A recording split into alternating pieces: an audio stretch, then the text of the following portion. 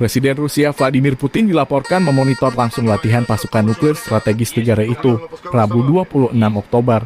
Menteri Pertahanan Rusia Sergei Shoigu menyebut latihan ini merupakan simulasi serangan nuklir masif Rusia sebagai balasan seandainya diserang musuh pakai senjata nuklir.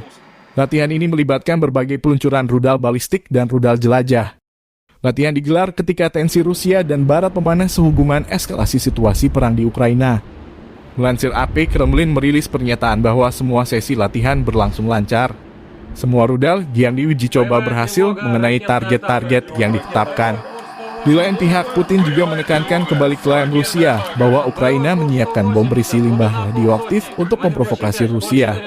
Pemerintah Amerika Serikat mengaku dikirimi pemberitahuan oleh Moskow mengenai latihan kapabilitas nuklir pasukan Rusia.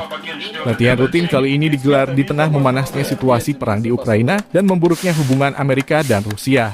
Pentagon dan Kementerian Luar Negeri Amerika menyebut pemberitahuan ini sesuai dengan ketentuan perjanjian kontrol senjata terkini yang disepakati Washington dan Moskow. Salah satu ketentuannya adalah pemberitahuan ke Amerika Serikat jika Rusia hendak menggelar latihan nuklir.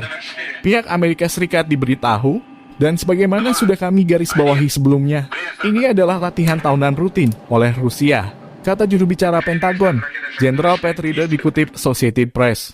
Rabu 26 Oktober,